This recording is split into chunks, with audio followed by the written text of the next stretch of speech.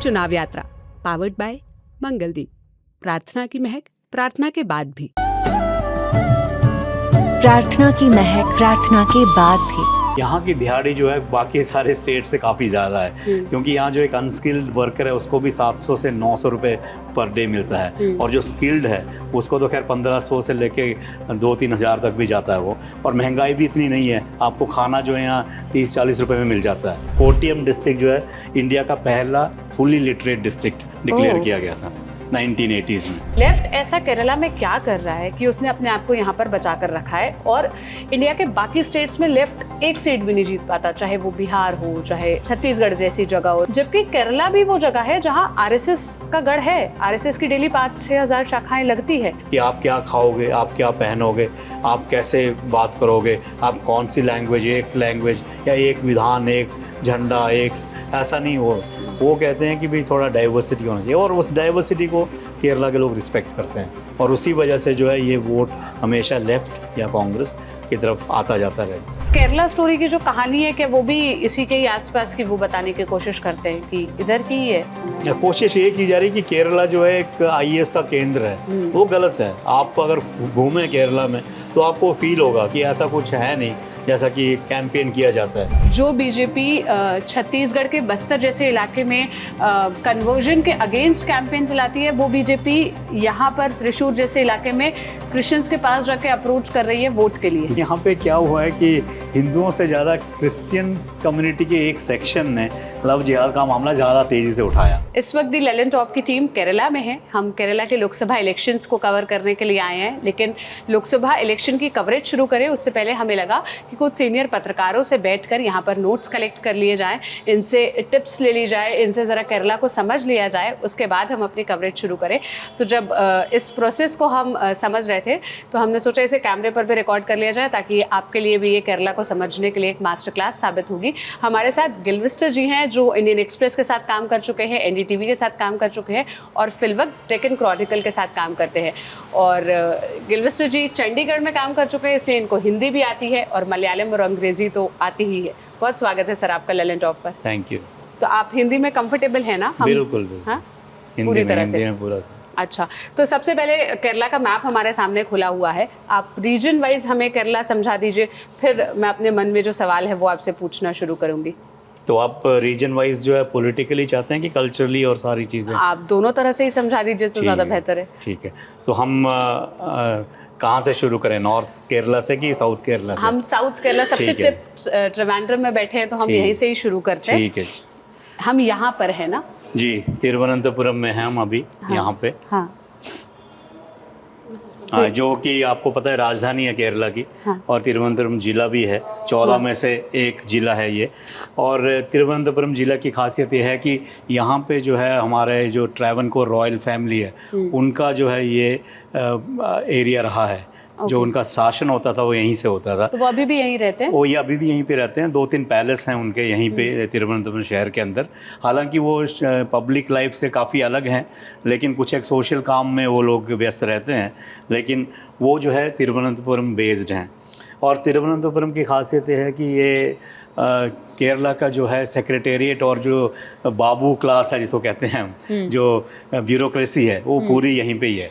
और क्योंकि यहाँ सेक्रेटेरिएट है और सारे जितने भी बड़े दफ्तर हैं सारे डिपार्टमेंट्स के, उनके सबके हेडक्वार्टर्स जो है तिरुवनंतपुरम में, क्योंकि राजधानी ये मुझे है। केरला में अलग दिखा कि बिल्कुल एंड में जाके कहीं राजधानी है, अदरवाइज बाकी जगह राजधानी तो हमें सेंटर में या कहीं ऐसे आसपास दिखती है ना। बिल्कुल जी, और उसी की वजह से जो है काफ़ी दिक्कतें भी आती है, क्योंकि आप पर कासरगोड से नॉर्थ केरला से जो है आपको आना है अपने काम से सेक्रेटेरिएट, तो आपको जो है करीब 15-16 घंटे लगते हैं। या तो ट्रेन से आना पड़ेगा या बस से आना पड़ेगा। और ये जो है काफ़ी बड़ी दिक्कत है, आपका कहना ठीक है। लेकिन ये शुरू से ऐसा रहा है कि तिरुवनंतपुरम, क्योंकि जैसे मैंने बताया कि ट्रैवनकोर जो रॉयल फैमिली है और जो उनका रूल है वो यहाँ से चलता था, तो इसी तरह से वो आगे भी चलता गया। हालांकि बीच में कई बार सुझाव आए हैं कि भाई क्यों ना राजधानी को जो है सेंट्रल ट्रैवनकोर या जैसे आप एर्नाकुलम की तरफ शिफ्ट कर दिया जाए, ताकि दोनों के लिए अच्छा रहे। क्योंकि कोची बड़ा हब है यहाँ हाँ, ये कोची जो है वो कमर्शियल हब है। केरला का जो कमर्शियल कैपिटल है वो कोची है। जितना भी बिजनेस ट्रेड सब होता है वो कोची से होता है। और कोची का एक और खासियत ये है कि ये पहले से जो है, चाहे स्पाइस है या बाकी चीज़ों की इंडस्ट्री है, उसका सारा मार्केट जो है कोची से और आलपी से होता था। तो इसलिए कोच्चि जो है कमर्शियल हब की तरह ही कंटिन्यू किया, जबकि ब्यूरोक्रेसी का हेड जो है तिरुवनंतपुरम है और कल्चरल कैपिटल जो है आपका त्रिशूर माना जाता है। तो इसलिए तिरुवनंतपुरम की खासियत ये है कि यहाँ पे जो है पूरा एडमिनिस्ट्रेटिव वर्क है। और एक और चीज़ जो यहाँ मैं बताना चाहता हूँ कि जो हाई कोर्ट है केरला का वो एर्नाकुलम में है। और यहाँ पे जो एक सबसे बड़ी मांग ये रही है कि केरला का हाई कोर्ट का एक बेंच जो है उसका यहाँ तिरुवनंतपुरम में उसको स्थापित किया जाए। हालांकि शशि थरूर ने पिछले 3 चुनावों में वादा किया था, लेकिन वो भी पूरा नहीं कर पाए। इस बार के चुनाव में भी वो एक वादा जो है अभी तक नहीं पूरा हुआ, ऐसा अभी रुका हुआ है यहाँ पर। तो ये अभी वादा कर रहे हैं इस चुनाव में? इस बार भी बोल रहे हैं कि लाएंगे। अच्छा। लेकिन वो अभी तक हुआ नहीं। मैंने कुछ और पत्रकारों से नोट्स लिए थे तो मुझे पता चला कि केरला 3 पार्ट में डिवाइडेड है। ये ट्रावनकोर रीजन है, ये सेंट्रल केरला है, कोच्चि सेंट्रल ट्रावनकोर, और ये ऊपर वाला मालाबार रीजन। ओके, ठीक है। तो अब आप हमें एक एक एरिया की खासियत भी बताते चलिए कि कहाँ से हम यहाँ से गुजर के ऊपर तक वायनाड तक जाने का सोच रहे हैं, तो क्या क्या कवर करते हुए जाएं?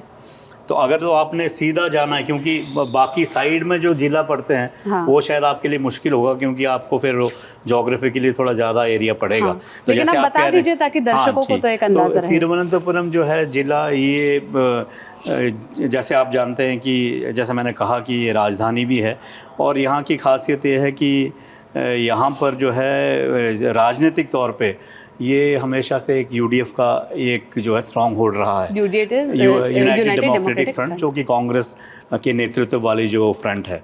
और यहाँ पे एक आध बार जो है बीच में एलडीएफ की भी जीत हुई है, लेकिन एलडीएफ का ये गढ़ नहीं माना जाता है और हमेशा कांग्रेस का ही गढ़ माना गया है। तो ये स्टेट इलेक्शंस और लोकसभा दोनों नहीं, सिर्फ लोकसभा में, सिर्फ लोकसभा। और स्टेट में इस बार जो है ज़्यादा सीटें जो है एलडीएफ यानी सीपीएम वाले मोर्चे को मिली थी। अच्छा। सीपीएम का यहाँ पे एक मजबूत गढ़ है, लेकिन जब लोकसभा के चुनाव होते हैं तो ज़्यादातर जो है कांग्रेस वाले मोर्चे को यहाँ पर जीत हासिल होती है। और अगर मैं थोड़ा सा इस बार के चुनाव के बारे में भी बोलूं तो इस बार भी आपको पता है कि उन्होंने राजीव चंद्रशेखर को जो है बीजेपी ने यहाँ पे खड़ा किया है, और उसका एक मेन कारण जो हमें पता चला है कि वो शशि थरूर जैसे एक इंटरनेशनल फिगर को, जो कि काफ़ी नाम है इनका और काफ़ी हाई प्रोफाइल कैंडिडेट है, तो ये चाहते थे कि कोई हाई प्रोफाइल कैंडिडेट यहाँ से खड़ा हो, इसलिए राजीव चंद्रशेखर को लेकर आए।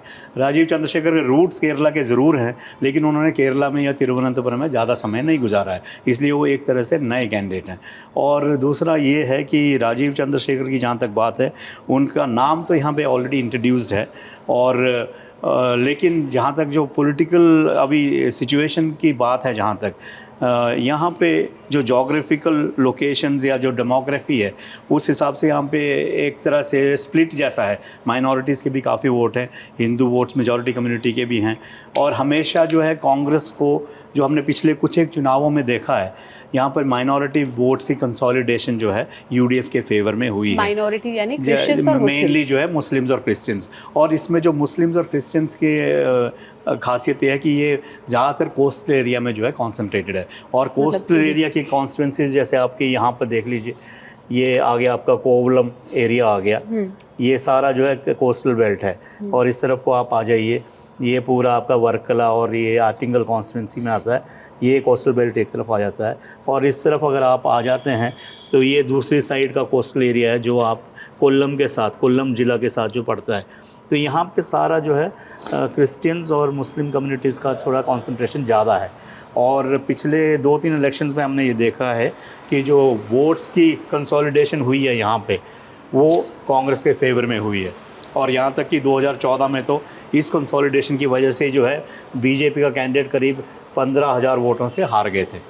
तो इस बार भी अभी तक तो 2014 में 15,000 वोटों से हार गए थे, और 2019 में शशि थरूर 1 लाख वोटों से जीते थे। 1 लाख वोटों से पिछले चुनाव में लड़े थे, जब लड़े थे तो यहाँ पे वो जीते हैं। तो काफ़ी बड़ा मार्जिन उन्होंने दोबारा हासिल किया है।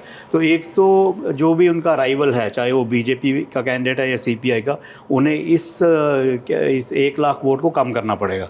तो उसको कम करके ही वो जो है आगे बढ़ पाएंगे। तो ये देखना है कि भी इस इलाके में वोट्स क्या है। और अभी तक जो हमें सरफेस में पता चल रहा है कि हालांकि ओपनली वोटर्स बोल नहीं रहे हैं, लेकिन कुछ एक जगह से थोड़ी सी इंडिकेशंस मिल रही हैं कि लोग थोड़ा सा एप्रीहेंशंस हैं मुस्लिम कम्युनिटी में और क्रिश्चियन कम्युनिटी में।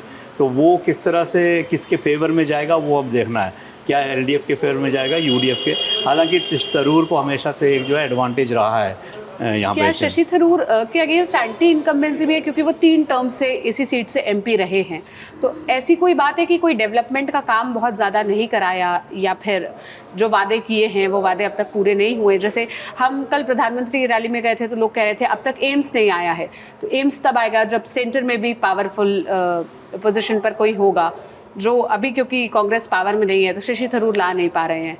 जी, ये बात ठीक है आपकी कि एक एंटी इनकम्बेंसी है इस तरूर के खिलाफ, क्योंकि एक फटीग फैक्टर भी होता है, पिछले 3 इलेक्शन जीते हैं तो वो है, ज़रूर है, लेकिन वो इतना बड़ा फैक्टर नहीं है कि उनको बहुत ज़्यादा उनके प्रॉस्पेक्ट्स को जो है वो इफेक्ट कर पाए। और जहाँ तक एम्स का सवाल है, आप जानते हैं कि केरला का हेल्थ सेक्टर जो है बहुत मजबूत है। यहाँ पे 60 to 65% जो है प्राइवेट सेक्टर में हेल्थ है और बाकी जो है पब्लिक सेक्टर में है। और एम्स जैसे या उसके आसपास के इंस्टीट्यूट अभी भी हैं यहाँ ट्रिवेंड्रम में, जैसे आपका Shri Chitra institute of medical sciences, वो बहुत बड़ा इंस्टीट्यूट है, वो ऑल इंडिया लेवल का इंटरनेशनल इलाज फ्री ऑफ कॉस्ट है? वहाँ पे सब्सिडाइज्ड इलाज है, सरकार का है, वो केंद्र सरकार और राज्य सरकार दोनों मिलकर चलाते हैं। उसी तरह यहाँ रीजनल कैंसर सेंटर है, बहुत बड़ा कैंसर सेंटर है, और मेडिकल कॉलेज की तो भरमार है ट्रिवेंड्रम में भी, आसपास के इलाकों में। तो इसलिए मेडिकल एम्स जो है एक मांग ज़रूर रही है, लेकिन वो ऐसी मांग नहीं है कि उसकी वजह से यहाँ पे हेल्थ सेक्टर जो है वो उसके ऊपर असर हो रहा है। तो अगर इतना ज़्यादा उसका असर होता तो ज़रूर वो एक बहुत बड़ी मांग के रूप में उभरता, लेकिन क्योंकि बाकी स्टेट्स को मिल रहा है तो हमें क्यों नहीं मिल रहा, वो ज़रूर एक जनता के बीच में एक थोड़ा सा सवाल है। तिरुवनंतपुरम का आपने हमें पॉलिटिकल पूरा समीकरण तो समझा दिया, लेकिन मैं जानना चाहूँगी कि यहाँ हम क्या क्या कवर करें। पद्मनाभ स्वामी टेम्पल तो हम कवर करेंगे, वहाँ क्या अंदर जाके शूट वगैरह तो अलाउ नहीं होगा? वहाँ पे शूट अलाउ नहीं है, क्योंकि वहाँ सिक्योरिटी, आपको पता है कि जब से वो ट्रेजर वहाँ से मिला है और तब से सिक्योरिटी बहुत ज़्यादा टाइटन कर दी गई है। वहाँ जाने का क्या है, साड़ी पहन के अंदर जाना होता है? वहाँ पे जो है ट्रेडिशनल ड्रेस में ही वो लोग, उनका एक प्रोटोकॉल है ड्रेस का, वो फॉलो करना पड़ता है। जैसे साड़ी और जो बाकी जो मेल हैं उनको मुंड जिसको कहते हैं धोती, वो करना पड़ता है। और मेरे ख्याल से अभी थोड़ा सा चर्चा हो रही थी कि सलवार वगैरह कुछ अलाउ करेंगे, लेकिन वो यहाँ पे ज़्यादातर लोग वो साड़ी प्रेफर करते हैं, तो इसलिए लोग उसी को पहन के जाते हैं। उसके अलावा हम यहाँ क्या कवर करें? मैंने सुना बनाना की खेती यहाँ बहुत अच्छी होती है। यहाँ पे कुछ एक इलाके हैं जो आपके तिरुवनंतपुरम से इस तरफ को अगर आप आएँ एक दक्षिण की तरफ, क्योंकि यहाँ जो है आपका ये कन्याकुमारी रीजन पड़ता है, तो कन्याकुमारी से बॉर्डरिंग जो इलाका है, ये सारा इलाका जो है यहाँ पे काफ़ी कृषि होती है, जैसे बनाना की कृषि है, या उसके साथ साथ जो है सब्जियाँ काफ़ी होती हैं, ऑर्गेनिक फार्मिंग वगैरह इस इलाके में होती है। उसी तरह यहाँ पे एक इलाका, यहाँ पे एक छोटा सा लेक भी है इस इलाके में, छोटा सा है, लेकिन उसके आसपास भी थोड़ी एग्रीकल्चर वगैरह होता है, लेकिन ज़्यादातर जो है आपको बनाना की कृषि मिलेगी इस इलाके में, तिरुवनंतपुरम के रूरल एरियाज़ में। ओके, फिर यहाँ से अगर फिर आपको यहाँ पे टूरिज़्म के हिसाब से आपको जैसे कोवलम बीच है, जो कि बहुत ही फेमस बीच है, वर्कला बीच है, बहुत फेमस है, इंटरनेशनली फेमस इलाके हैं ये सारे, जो इंटरनेशनल टूरिस्ट डेस्टिनेशन के रूप में जाने जाते हैं। तो वो आपको जो है यहाँ पे खासियत है यहाँ की। उसके अलावा जो है आपका ये पूवार एक आइलैंड आता है यहाँ पे इस तरफ को, तो वो भी एक इंटरनेशनल टूरिस्ट डेस्टिनेशन है। यहाँ से अगर हम ऊपर बढ़ें, कोल्लम जी, अब इसके साथ ही पड़ता है आपका कोल्लम जिला। कोल्लम जिला जो है वो एलडीएफ का एक स्ट्रॉन्ग होल्ड माना जाता है। हालांकि यूडीएफ ने जो है लोकसभा में पिछले कुछ एक इलेक्शंस में कांग्रेस वाले यूडीएफ ने यहाँ पे जीत हासिल की है, लेकिन यूडीएफ में कांग्रेस का कैंडिडेट नहीं है, आरएसपी करके एक पार्टी है, रेवोल्यूशनरी सोशलिस्ट पार्टी। वो पहले लेफ्ट फ्रंट का हिस्सा हुआ करती थी, बाद में उसमें स्प्लिट आया और वो 2 धड़े में आ गई। एक धड़ा जो है वो कांग्रेस के साथ आ गया और एक धड़ा सीपीएम के साथ है। तो कांग्रेस वाला धड़ा जो पिछले 2 बार से जीत रहा है, अच्छी खासी वोट है। एन के प्रेमचंद्रन जो कि काफ़ी माने जाने पार्लियामेंटेरियन है, काफ़ी इंटरवीन करते हैं, काफ़ी बिल्स में बहस करते हैं, वो यहाँ पे कैंडिडेट हैं। पिछली बार जीते हैं, इस बार फिर वो लड़ रहे हैं। तो कोल्लम में हमें वो क्या है। देखने को मिलेगा? और कोल्लम जो है एक ट्रेडिशनली कैशू इंडस्ट्री का कैपिटल है। ओके, यहाँ पे बहुत फैक्ट्रीज है, जो आपकी जो है काजू की फैक्ट्रीज जो है वो यहाँ पे कोल्लम इलाके में काफ़ी पाई जाती हैं। और कोल्लम में जो है काफ़ी लोग इस इंडस्ट्री के साथ जुड़े हैं, ख़ासतौर पर जो महिलाएं हैं, ख़ासकर जो महिलाएं जो लोअर इकोनॉमिक स्ट्रेटा से हैं, वो महिलाएं दिहाड़ी पर यहाँ पर काम करती हैं और काफ़ी संख्या में काम करती हैं फैक्ट्रीज़ में। यहाँ दिहाड़ी पर डे फिर क्या? यहाँ की दिहाड़ी जो है बाकी सारे स्टेट से काफ़ी ज़्यादा है, क्योंकि यहाँ जो एक अनस्किल्ड वर्कर है उसको भी 700 से 900 रुपये पर डे मिलता है, और जो स्किल्ड है उसको तो खैर 1500 से लेके 2-3 हज़ार तक भी जाता है। वो जैसे अब पेंटर है, पेंटर में आपका एक असिस्टेंट होगा तो उसको सिर्फ वो क्या बोलते हैं पेंट का डब्बा पकड़ना है या उसको हेल्प करने के लिए उसको 700 से 800 रुपया एक दिन में मिलता है। तो इस वजह से क्या है कि पूरे झारखंड से, छत्तीसगढ़ से, वेस्ट बंगाल से, आसाम से, उड़ीसा से बहुत यहाँ पे जो है माइग्रेंट वर्कर आके काम करता है। और जब मेरी उनसे बात होती है तो वो कहते हैं कि हमें वहाँ पे 250-300 रुपये दिहाड़ी मिलती है, और यहाँ पे उनको जो है 800-1000 रुपये जो सिर्फ अनस्किल्ड को मिलता है। तो आप अंदाज़ा लगा लीजिए कि यहाँ पे, और महंगाई भी इतनी नहीं है, आपको खाना जो है यहाँ 30-40 रुपये में मिल जाता है, जो लंच वगैरह है, और ब्रेकफास्ट तो 20-25 रुपए में। जैसे तो कर्नाटका में मैंने देखा था उडुपी का कल्चर है, यहाँ किस चीज़ का कल्चर है? यहाँ पे केरला का कुजीन है, जिसमें काफ़ी आपके राइस से रिलेटेड, या जो आपकी जो उड़द की दाल है, राइस को मिक्स करके इडली है, डोसा है, उसके बाद एक पुट राइस केक बोलते हैं जिसको, पुट है, और अप्पम है, ऐसी चीज़ें हैं जो केरला की सेंट्रिक है। तो सेंटर्स को क्या कहते हैं जो अलग अलग जगह हर 10 कदम पे, जैसे उडुपी वहाँ हर 20 कदम वो पे? तो यहाँ पे वैसे सेंटर्स नहीं है, यहाँ पे तो आपको तट्टगड़ा बोलते हैं, जहाँ पर आपको जो ईटिंग जॉइंट्स जिसको कहते हैं, जहाँ पे आपको डोसा और फ्रेश खाना मिल जाता है। और एक और ट्रेंड जो है केरला में अभी दिख रहा है वो है चपाती का। यहाँ पे आप कई जगह चपाती सेंटर्स बन गए हैं, जहाँ पे थोक में चपाती बनती है शाम के टाइम में, बस चपाती बनती है, सिर्फ चपाती। और लोग जो है अपना सब्जी कहीं और से लेते हैं, 10-10, 20-20 चपातियाँ जो है गर्मा गर्म लेके अपना। और चपाती पहले यहाँ इतनी पॉपुलर नहीं थी, लेकिन आप अगर त्रिवेंद्रम शहर में शाम के टाइम अगर जाएं, एक आध इलाका में आपको बताऊंगा, अगर आप जाएं वहाँ पे तो वहाँ थोक में जो है चपाती बनाते हैं वो, क्योंकि नॉर्थ इंडियंस यहाँ पर बहुत ज़्यादा है। बहुत नॉर्थ इंडियंस है, और स्पेशली जो माइग्रेंट वर्कर्स के आने के बाद खाने का जो एक सिस्टम है उसमें भी काफ़ी बदलाव आया है। लोग काफ़ी जो है दूसरे टाइप का खाना भी पसंद करने रहे हैं, और चपाती काफ़ी अब पॉपुलर हो रही है केरला में। अच्छा, फिर हम यहाँ कोल्लम से आगे बढ़ेंगे। कोल्लम से आप सीधे आ जाइए, ये तो पतनमतिट्टा में है। पतनमतिट्टा डिस्ट्रिक्ट का जो खासियत है कि यहाँ शबरीमला टेम्पल है। ये है वो जिला जहाँ पर फेमस शबरीमला टेम्पल है। और इस बार इलेक्शन की खासियत क्या है पतनमतिट्टा में कि कांग्रेस के दिग्गज नेता A.K. एंटनी, उनका बेटे अनिल के एंटनी जो है बीजेपी के कैंडिडेट है पतनमतिट्टा से। और वो जो है काफ़ी बड़ा झटका कांग्रेस को लगा, क्योंकि इतने बड़े नेता का जो बेटा है वो बीजेपी का कैंडिडेट बना यहाँ पे। तो हालांकि जो सर्वे रिपोर्ट्स आ रही हैं, ओपिनियन पोल्स आ रहे हैं, उसमें वो तीसरे नंबर पे ही चल रहे हैं, लेकिन एक जो पब्लिसिटी फैक्टर के हिसाब से, क्योंकि A.K. एंटनी का लड़का है, इसलिए वो थोड़ा सा कॉन्स्टिट्यूंसी उसमें आ रही है। तो ये बेसिकली हिली रीजन वाली कॉन्स्टिट्यूंसी है ज़्यादातर, यहाँ थोड़ा बहुत हिली रीजन्स हैं। और जैसा मैंने बताया कि यहाँ पे शबरीमला टेम्पल का भी यहाँ पे लोकेटेड है इस इलाके में, तो इसलिए वो नोन है। और यहाँ पे जो है सिटिंग MP जो है वो कांग्रेस के ही हैं, एंटो एंटनी, जो पिछले 2 चुनावों से जीत रहे हैं, तीसरा चुनाव है उनका भी। फिर आप आ जाइए आलपुरा। आलपुरा जो है वो भी कोस्टल डिस्ट्रिक्ट है। पतनमतिट्टा क्या यहाँ पे जो है एक यहाँ पे कोस्ट नहीं है इस इलाके में। कोल्लम के एक इलाके में कोस्ट है, फिर आलपुरा में कोस्ट है। आलपुरा की खासियत ये है कि ये कम्युनिस्ट पार्टी का एक तरह से जो है ओरिजिन्स का इलाका है। जो यहाँ पे कम्युनिस्ट पार्टी शुरू से बहुत मजबूत रही है।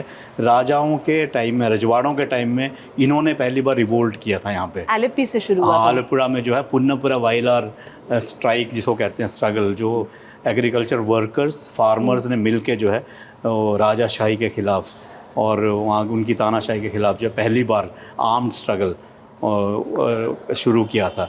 और इसी को जो है कम्युनिस्ट पार्टी की जननी भी माना जाता है इस भूमि को। और वहाँ पे बड़े बड़े मार्टियर्स के जो मेमोरियल्स हैं आज भी हैं। और ये ट्रेडिशनली वैसे एलडीएफ का और या सीपीएम का जो है बहुत बड़ा कोटा या उसको क्या कहते हैं अपना गढ़ माना जाता है। और गढ़ को कोट्टम कहते हैं। वो मलयालम में कहते हैं ओके, कोटा। हाँ, तो बेसिकली फोर्ट जिसको कहते हैं, अच्छा। फोर्ट्रेस या फोर्ट। तो ये वो इलाका है। यहाँ पे अभी खासियत ये है कि पिछली बार एक सीट थी जो एलडीएफ जीती थी, सीपीएम जीती थी, और वो आलमपुरा सीट जीती थी। 20 में से सिर्फ एक सीट मिली थी सीपीएम को, बाकी सारी 19 कांग्रेस सब 19 को कांग्रेस हो गई थी। हालांकि उसमें फिर एक सीट का जो वो उनको चले गया था, ये एलडीएफ की तरफ चले गए थे ये लोग, कांग्रेस एम, केरला कांग्रेस एम, मानी ग्रुप का। हाँ, तो ये आलमपुरा में इस बार की खासियत है कि जो सिटिंग सीपीएम की सीट है उसको हराने के लिए केसी वेणुगोपाल को उतार रहे हैं। केसी वेणुगोपाल यहाँ से पहले भी एमपी रह चुके हैं। ओके, हाँ, तो इस बार वो एलपी से लड़ने वाले से वो लड़ रहे हैं। और सिटिंग एमपी जो है एएम आरिफ सीपीएम के, उनके साथ उनका मुकाबला है। तो ये है आलमपुरा। और यहाँ पे जो खासियत है, यहाँ की कॉयर इंडस्ट्री है, कॉयर COIR, हाँ, COIR, जो आप नारियल का जो निकलता है रेशा, उससे बनता है वो। क्या क्या चीज़ें बनती है यहाँ पर? नारियल के रेशे से आपका जो कॉयर मैट्स हैं, कॉयर के आर्टिफैक्ट्स हैं, ठीक है, और कॉयर के और कई जो क्या बोलते हैं आर्टिकल्स बनाते हैं, वो सब एक्सपोर्ट क्वालिटी के भी आर्टिकल्स हैं। काफ़ी आर्टिजन्स इसमें काम करते हैं। तो कोकोपिट जो बनती है मिट्टी के साथ मिलाई जाती है, वो भी बनती है, कई चीज़ें बनती हैं इसमें। तो कोकोनट का तो बहुत ही, जैसे आप क्या कहते हैं उसको, क्या कपाल वृक्ष की पता नहीं हिंदी में क्या बोलते हैं, कि ऐसा कि जिसमें सब कुछ ही आप यूज़ कर सकते हैं। कोकोनट की कोई ऐसी चीज़ नहीं है जो वेस्ट जाएगी, हर चीज़ का इस्तेमाल होता है कोकोनट का। लेकिन उसमें ये भी है कि कोकोनट का फार्मिंग जो है यहाँ पे अभी डिक्लाइन में है केरला में। उसका कारण ये भी है कि पैसा, दाम नहीं है ज़्यादा। हालांकि सरकार से हमेशा मांग रहती है कि इसके दाम को बढ़ाया जाए। और दूसरा ये है कि लोग थोड़ा सा कोकोनट की जो फार्मिंग का इलाका है वो रियल एस्टेट में भी जा रहा है लोग, क्योंकि इसमें वो नहीं मिल रहा है। तो यहाँ पे आपको पता है केरला में लैंड की काफ़ी कमी है। और लैंड की कमी होने की वजह से क्या हो रहा है कि जो पैडी लैंड है या फिर आपका वाटर जोन है, वो सब जो है कोशिश ये की जा रही है कि उसको भर के उसको रियल एस्टेट में तब्दील किया जाए। और काफ़ी बड़ी बड़ी बिल्डिंग्स या बड़े अपार्टमेंट्स आ रहे हैं और इसको कन्वर्ट किया जा रहा है। वो एक बहुत बड़ा ख़तरा भी है केरल के एनवायरनमेंट के लिए, क्योंकि केरला वेटलैंड्स के लिए, बैक वाटर्स के लिए और रिवर्स के लिए जाना जाता है। लेकिन अभी कुछ 6 सालों से जो है काफ़ी बड़ा हमला इस पूरे एनवायरनमेंट में हो रहा है और एक बहुत बड़ा कंसर्न भी है। तो आलपी में ये एक इलाका है जहाँ पर वेटलैंड भी है। जैसे ये बहुत बड़ा एक लेक है, पुन्नामड़ा लेक जिसको, जहाँ पे जो है नेहरू बोट रेस होती है, जो इंटरनेशनली फेमस, जो हर साल हम जिसके वीडियोस देखते हैं, वो यहाँ स्नेक बोट्स देखते हैं, वो वीडियोस वो यहाँ पे होती है। अच्छा, यहाँ से ऊपर बढ़ेंगे तो हम यहाँ से आ जाइए आप कोटेम लेकिन इस तरफ को पड़ता है। वो रबर बेल्ट है, केरला का रबर बेल्ट जिसको कहते हैं। सबसे ज़्यादा रबर जो है यहाँ पे प्रोड्यूस होता है। जैसे MRF टायर्स वगैरह, उनका जो केंद्र यहीं से है। हालांकि वो मद्रास में है ज़्यादातर उनका पूरा बिजनेस जो है, लेकिन कोटेम से जो रबर का इस्तेमाल किया जाता है। और कोटेम का एक खासियत है कि ये सेंट्रल ट्रैवनकोर है और ये क्रिश्चियन बेल्ट मानी जाती है। यहाँ पे क्रिश्चियंस का जो है बहुत बड़ा तबका है इस इलाके में, और वो काफ़ी इकोनॉमिकली वेल ऑफ हैं, बिजनेस में काफ़ी उनका पकड़ है। दूसरा एजुकेशन के कोटियम डिस्ट्रिक्ट जो है इंडिया का पहला फुली लिटरेट डिस्ट्रिक्ट डिक्लेयर किया गया था 1980s में। उस टाइम अल्फोंस कन्ननतानम जो बीजेपी में बाद में ज्वाइन किया, वो यहाँ के डिस्ट्रिक्ट कलेक्टर थे, उन्होंने ही प्रिजाइड ओवर किया था ये पूरा लिटरेसी मिशन का जो कैंपेन था। उसका पहला जो वो सक्सेसफुल वो कोटे में हुआ। कौन सा ईयर था सर ये? मेरे ख्याल से 1980s के टाइम में, एग्जैक्टली तो मुझे याद नहीं है, लेकिन 80s में है। तो वो है कोटेम। और उससे लगा हुआ जो इडुक्की है, हाँ, इडुक्की आ गया आपका। ये है हाई रेंज डिस्ट्रिक्ट, जैसे मूनार नाम सुना होगा आपने। हाँ, ये हाई रेंज है। यहाँ की पहाड़ियाँ इतनी हैं कि आप जाओगे तो थोड़ा सा आप कंफ्यूज कर जाओगे कि केरला ऐसी जगह में इतनी बड़ी बड़ी पहाड़ियाँ और हिमालय की तरह पहाड़ियाँ यहाँ पर हैं। तो ये आपका जो है पूरा हाई रेंज है। यहाँ से आप जो ऊपर को जाते हैं और पूरा ये हाई रेंज पड़ता है सारा। और यहाँ की खासियत है यहाँ की कार्डमम, इलायची। इलायची बहुत पॉपुलर है यहाँ पे इस इलाके में। फिर आपकी टी प्लांटेशंस, बहुत ज़्यादा टी प्लांटेशंस हैं इडुक्की में। आपको ये पता अगर हो कि जो टाटा टी है, कन्नन देवन हिल्स, KDH, उनका मैक्सिमम हज़ारों एकड़ ज़मीन उनके पास है। जो टी प्लांटेशंस जो है ब्रिटिश टाइम से चली आ रही हैं, और टाटा टी का मेन इलाका है ये। और इसी तरह से हैरिसन मलयालम प्लांटेशंस करके हैं, उनका है। तो ये चाय के लिए बहुत मानी जाती है, ये इलाका माना जाता है। दूसरा आपको मैं बताई काजू, सॉरी का ये क्या बोलते हैं, इलायची और गरम मसाले। गरम मसाले भी, जिसमें मेनली जो है आपका ये काली मिर्च का भी इलाका यहीं पे जिसे है। खोजते हुए यहाँ पर वास्को डी गामा आए थे। हाँ, वास्को डी गामा तो खैर वहाँ इससे आए थे, क्योंकि यहाँ से जो सामान पूरा एर्नाकुलम आता था, आलपुड़ा आता था। तो यहाँ ट्रेड के लिए जो आते थे वो लोग यहाँ आते थे। तो कहाँ आए थे वास्को डी गामा एग्जैक्ट? वो एर्नाकुलम था। आलपुड़ा एर्नाकुलम, इस इलाके में, एर्नाकुलम ओके। यहाँ पे ये जो इलाका, ये वेनिस ऑफ केरला माना जाता है। वेनिस ऑफ केरला कि इसके अंदर जो है, आलपुड़ा के अंदर जो है मार्केट्स वगैरह होती थी। और ये सारा बोट्स में जो है मार्केट्स के ज़रिए ये पूरा स्पाइसेस लेके एर्नाकुलम जाते थे, और वहाँ से सी के थ्रू जो है बाहर राज्यों में जाता था। ओके। तो उस टाइम ये काफ़ी ट्रेड के पॉइंट ऑफ व्यू से बहुत ही पॉपुलर एक जगह थी ये। इसीलिए कोची अभी भी आप जो कह रहे हैं कमर्शियल कैपिटल है, इसी वजह से। हाँ, उसके कई कारण है। कमर्शियल कैपिटल ये कि एक तो वहाँ पे और भी इंडस्ट्रीज हैं बहुत है, इंडस्ट्रियल हब भी है कोची। ओके। क्योंकि यहाँ पे सबसे बड़ा जो है उद्योग मंडलम करके इंडस्ट्रियल हब पहले काफ़ी सालों से बना हुआ है, वो सब कोची में ही पड़ता है। एलूर इंडस्ट्रियल एरिया है, तो वहाँ पे आजकल तो खैर थोड़ा कम हो गया, क्योंकि इंडस्ट्रियल पोल्यूशन बहुत हो गई थी। क्योंकि ग्रीन पीस फाउंडेशन ने इसको जो है टॉक्सिक हब करके डिक्लेयर भी किया था। क्योंकि ये जो इलाका है, ये आपका एक रिवर है अपना पेरियार रिवर के किनारे में पड़ता है। तो पेरियार रिवर की बहुत ज़्यादा पोल्यूशन की वजह से जो एफ्लुएंट्स वहाँ से रिलीज़ होते थे, तो उसकी वजह से वहाँ पे काफ़ी पोल्यूशन हो गया था। तो इसलिए वहाँ पे इंडस्ट्रियल हब्स जो है अब थोड़ा शिफ्ट हो रहा है कई जगह बाहर की जगह के लिए। ओके। वहाँ से आप आ जाइए, आप त्रिशूर, सबसे चर्चित सीटों में एक है अभी इस 2024 के इलेक्शन में त्रिशूर। सुरेश गोपी वहाँ से चुनाव लड़ रहा है ना। त्रिशूर जो है केरला का कल्चरल कैपिटल माना जाता है। कल्चरल कैपिटल, जैसे कोट्टयम जो है लिटरेसी कैपिटल है, एर्नाकुलम कमर्शियल कैपिटल है, त्रिशूर जो है आपका कल्चरल कैपिटल है। यहीं पे जो है केरला कला मंडलम बहुत बड़ा इंस्टीट्यूशन है, जो केरला की आर्ट फॉर्म्स और केरला की जो ट्रेडिशनल आर्ट फॉर्म्स है उसको प्रमोट करने के लिए एक डीम्ड यूनिवर्सिटी का स्टेटस है उसको, केरला कला मंडलम। दूसरा त्रिशूर का सबसे बड़ा वो है त्रिशूर पूरम करके बहुत बड़ा फेस्टिवल जो अभी होने वाला है। मेरे ख्याल से अगले हफ्ते है वो। अगर आप लोगों को मौका मिले तो ज़रूर कवर करेंगे। बहुत ही बड़ा फेस्टिवल होता है, लाखों लोग आते हैं और कम से कम 150 हाथी जो है परेड होते हैं, 100-150 हाथी।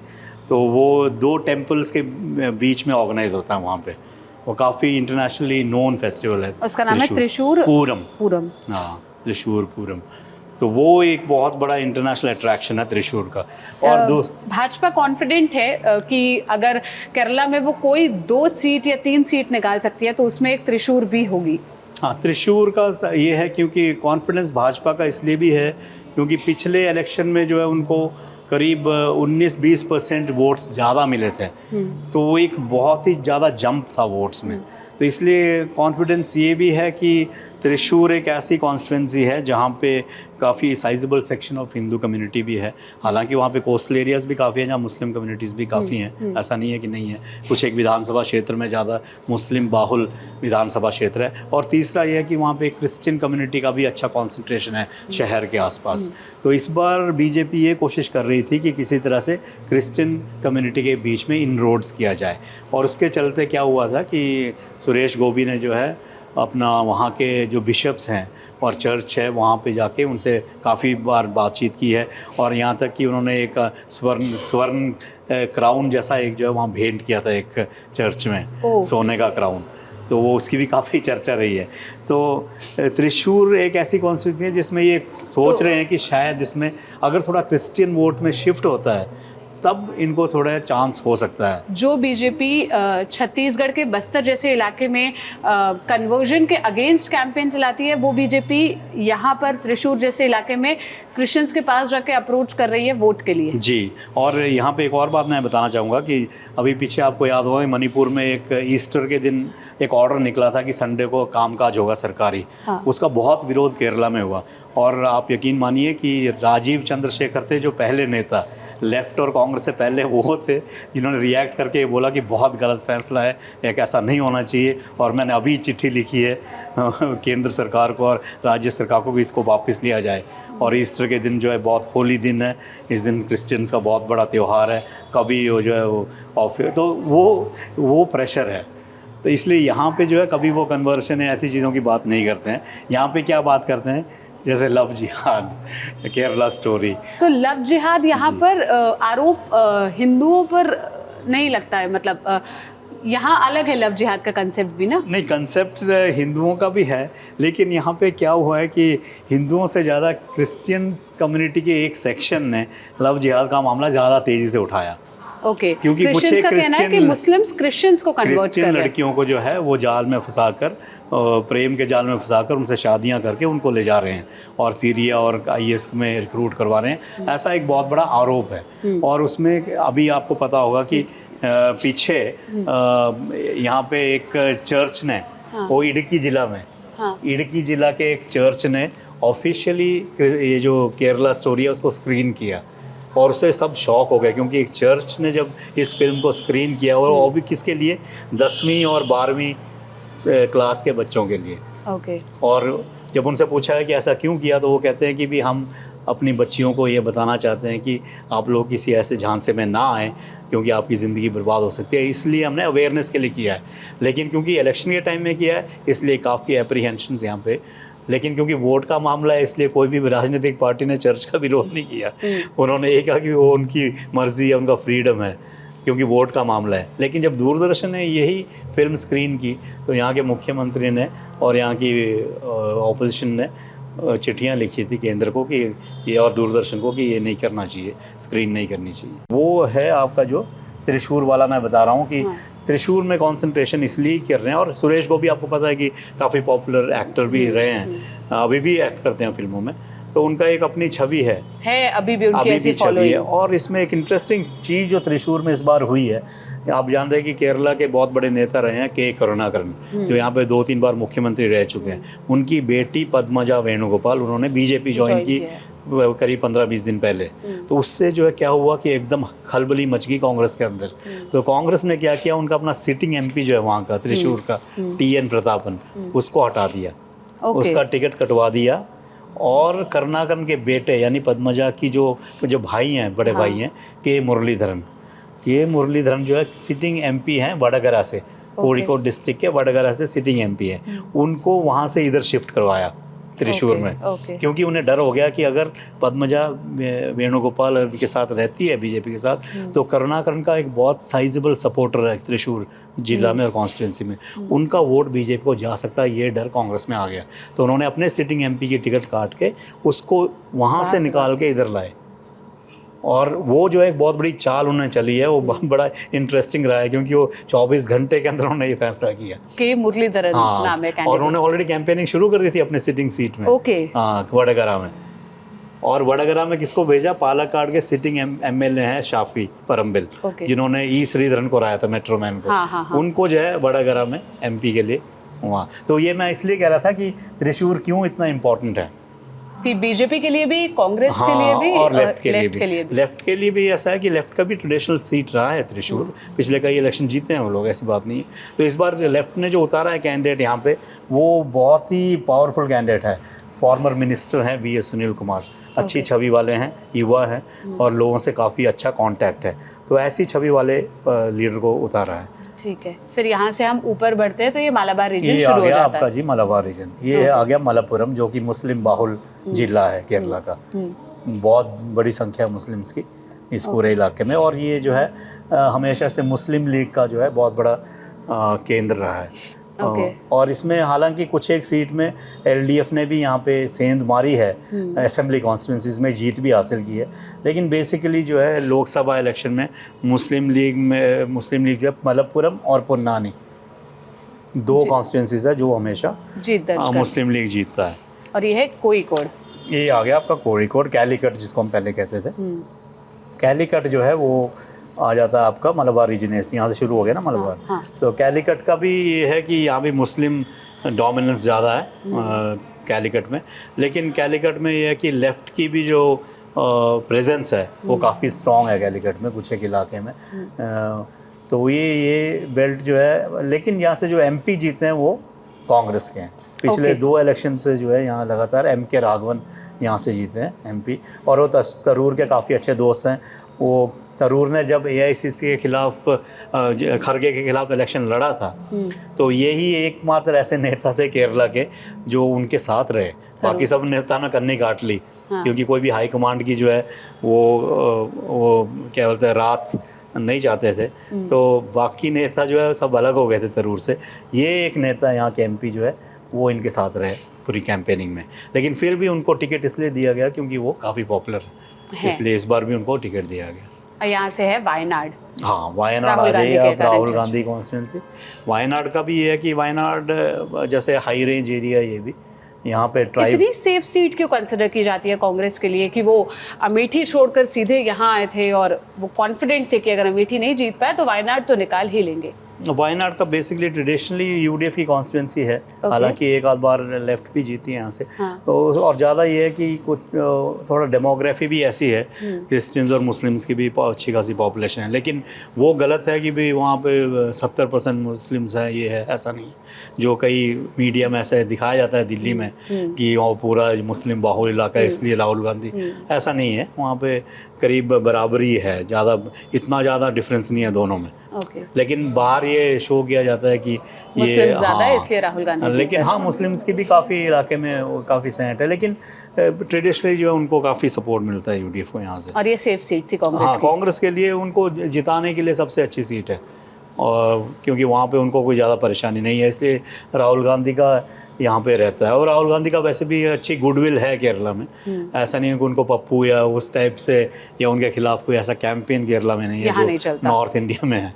और अब यहाँ से एनी राजा भी इस बार चुनाव लड़ रही है, तो क्या वो बड़ा चैलेंज है राहुल गांधी के लिए? क्योंकि डी राजा हम सब जानते हैं कम्युनिस्ट पार्टी के बड़े नेता हैं, तो उनकी एनी राजा का ऐसे कोई बड़ा चैलेंज तो नहीं है राहुल गांधी के लिए, क्योंकि एनी राजा का जो कार्य क्षेत्र है वो केरला नहीं रहा है, ज़्यादातर वो नेशनल लीडर हैं वो, और वो national federation of Indian women उसकी जनरल सेक्रेटरी हैं, और ज़्यादातर वो महिलाओं के मुद्दे पर जो है ज़्यादा लड़ती हैं वो, और उनकी ज़्यादा लड़ाई जो भी संघर्ष रहा है वो ज़्यादातर हिंदी बेल्ट में रहा है, वहाँ की महिलाओं के लिए रहा है। साउथ में उनका इतना, यहाँ पे केरला में आती हैं वो, बीच बीच में आती हैं, रैलीज एड्रेस करती हैं, बड़ी नेता हैं, साफ छवि है, काफ़ी बोल्ड लेडी है, और काफ़ी अच्छी इमेज है उनकी, पढ़ी लिखी हैं, वो सब चीज़ें ठीक है। लेकिन राहुल गांधी के सामने, क्योंकि वो राहुल गांधी उनसे काफ़ी बड़े पॉलिटिकली, हालांकि एक्सपीरियंस में शायद एनी राजा उनसे भी ज़्यादा एक्सपीरियंसड है, लेकिन जो एक इमेज है या जो एक उनका नेशनल स्टेचर है वो ज़्यादा है। और दूसरा आपको पता है कि 4.5 लाख से ऊपर वोटों से जीते हैं वो राहुल गांधी पिछली बार। लास्ट टाइम हमने देखा था कि राहुल गांधी ने इतनी पब्लिक रैलीज नहीं की थी जितनी इस बार कर रहे हैं। कांग्रेस भी बहुत क्लिप्स काट के अपने सोशल मीडिया हैंडल्स पर उसे पोस्ट करती है कि हज़ारों की भीड़ राहुल गांधी की पब्लिक रैली में दिख रही है।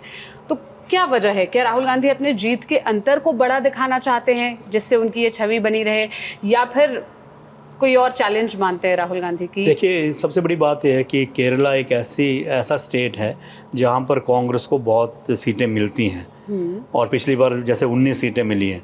19 बहुत बड़ी संख्या है आज के 20 में से 19। आज की एक सिचुएशन में जहाँ कांग्रेस को बाहर सीटें नहीं मिल रही हैं, खासतौर पर नॉर्थ बेल्ट में तो उनकी सीटें बहुत कम हैं। तो इसलिए यही कुछ एक स्टेट्स हैं जहाँ पर वो लोग मैक्सिमम सीट बटोर सकते हैं। और राहुल गांधी को और कांग्रेस को ये भी पता है कि इस बार पिछली बार की तरह एक हवा नहीं है उनके फेवर में, तो इसलिए काम ज़्यादा करना पड़ेगा। दूसरा ये है कि लेफ़्ट फ्रंट के लिए या सीपीएम के लिए भी ये डू और डाई बैटल है। अगर उन्होंने इस बार सीटें नहीं जीती तो उनका नेशनल स्टेटस भी खतरे में आ जाएगा। नेशनल सिंबल जो है उनका दराटी हथौड़ा सितारा, वो भी खतरे में आ जाएगा अगर उन्होंने सीटें नहीं जीती या वोट परसेंटेज नहीं बढ़ाया। तो इसलिए इवन सीपीएम ने इस बार क्या किया कि अपने बड़े दिग्गज नेताओं को उतारा है, जैसे शैलजा है फॉर्मर हेल्थ मिनिस्टर, के राधाकृष्णन है जो मिनिस्टर हैं अभी के, उनको उतारा है। उसके बाद उन्होंने थॉमस आइजक जो फॉर्मर फाइनेंस मिनिस्टर है। तो ऐसे बड़े बड़े नेताओं को उन्होंने इसलिए उतारा है कि कुछ एक सीटें कम से कम कांग्रेस से वो छीन सके और अपनी जो है एक नेशनल स्टेटस को भी बचा सके और अपना जो इनका जो एक इंटरवेंशन है नेशनल पॉलिटिक्स में, क्योंकि आपको पता है कि बंगाल में कुछ नहीं है, त्रिपुरा में कुछ नहीं है, तो ये बंगाल से तो एक समय में सीपीएम को 30-32 सीटें मिलती थी, लेकिन आज हालत ये है कि सिर्फ 3 सीटें थी पिछली पार्लियामेंट में। तो इसलिए उनको पूरा कंसंट्रेशन उनका केरला में है। मतलब ये देख के भी बड़ा अजीब लगता है और हम जब समझना ये पढ़ना शुरू करते हैं कि जो कम्युनिस्ट पार्टी स्टेट इलेक्शंस में इतना अच्छा परफॉर्म करती है, जो कम्युनिस्ट पार्टी स्टेट इलेक्शंस में रिपीट होकर गवर्नमेंट बनाती है, क्योंकि केरला का तो ये कल्चर नहीं रहा एक बार कांग्रेस एक बार कम्युनिस्ट, एक बार कांग्रेस एक बार कम्युनिस्ट, ऐसे ही ये स्वैप करते रहे। लास्ट इलेक्शंस थे जब उन्होंने जीत दर्ज की, वो कभी भी लोकसभा इलेक्शंस में क्यों नहीं परफॉर्म कर पाती? क्या लोग बहुत स्मार्ट है कि उनको पता है स्टेट इलेक्शंस के मुद्दे अलग है, इनके नेता अलग है, और लोकसभा से जिनको दिल्ली तक पहुंचाना है वो नेता बिल्कुल अलग है? बिल्कुल, लेकिन इसमें एक और भी बात है कि ऐसा नहीं है कि लेफ़्ट ने नहीं अच्छा परफॉर्म किया है। यहाँ तक कि लेफ़्ट ने 16 या 17 सीटें भी जीती हैं। 2004 में मेरे ख्याल से 16 के करीब सीटें थी इनकी। तो ऐसा नहीं है कि लेफ़्ट ने यहाँ पे नहीं जीती हैं, लेकिन आज के माहौल में केरला के वोटर्स को ये लगता है कि भाई ऐसी पार्टी को सपोर्ट किया जाए जो केंद्र में बीजेपी का मुकाबला कर सके, क्योंकि सीपीएम का जो है एक लिमिटेड अब स्पेस रहा है, तो इसलिए वो उनका जो है एक दायरा जो है वो बहुत कम हुआ है राष्ट्रीय राजनीति में। तो उस वजह से सीपीएम की तरफ जो है लोकसभा में ज़्यादा लोग अट्रैक्ट नहीं हो रहे हैं, और राहुल गांधी के ऊपर लोगों को फिर भी भरोसा है कि भाई ये एक फ़ाइट करेंगे। और केरला में थोड़ा सा ये भी है, जनता इतनी जल्दी जो है इमोशनल इश्यूज़ में स्वे नहीं होती है। जैसे अब खाने का मुद्दा हो गया कि भी क्या खाएंगे क्या पिएंगे, इसका ऊपर से जो है फरमान आएगा नवरात्रि में जैसे नॉनवेज नहीं खा सकते, तो वो चीज़ें केरला की जनता जो है उसको एक्सेप्ट नहीं करती हैं। ऐसी चीज़ कि आप क्या खाओगे, आप क्या पहनोगे, आप कैसे बात करोगे, आप कौन सी लैंग्वेज, एक लैंग्वेज या एक विधान, एक झंडा, एक, ऐसा नहीं। वो कहते हैं कि भाई थोड़ा डाइवर्सिटी होना चाहिए, और उस डाइवर्सिटी को केरला के लोग रिस्पेक्ट करते हैं, और उसी वजह से जो है ये वोट हमेशा लेफ़्ट या कांग्रेस की तरफ आता जाता रहता है। कन्नूर वो बेल्ट है जहाँ से आए दिन हम खबरें सुनते हैं क्लैशेस की between CPI and CPM and BJP RSS. Kannur का ये है कि कन्नूर क्योंकि एक तरह से रेड फोर्ट माना जाता है सीपीएम का, सबसे मजबूत किला कन्नूर, और फिर नीचे आपने एक और बताया नहीं था, वो तिरुवनंतपुरम भी आलपुरा, लेकिन कन्नूर जो है इनका असली गढ़ है। कन्नूर ज़्यादा बड़ा गढ़, बहुत बड़ा गढ़, बहुत बड़ा गढ़ है, जिसको कहते हैं ज़बरदस्त गढ़ जिसको कहते हैं, वो है कन्नूर। जैसे आप ले लीजिए कि उत्तर प्रदेश जैसे है यूपी बीजेपी के लिए इस टाइम, वो ऐसा गढ़ है ये। और यहाँ पे जो पॉलिटिकल क्लैशेस है इसकी हिस्ट्री रही है, ये अभी नहीं है, शुरू से ही रहा है। ये तो 60s में 50s में, तो उससे पहले भी शुरू हो चुका था।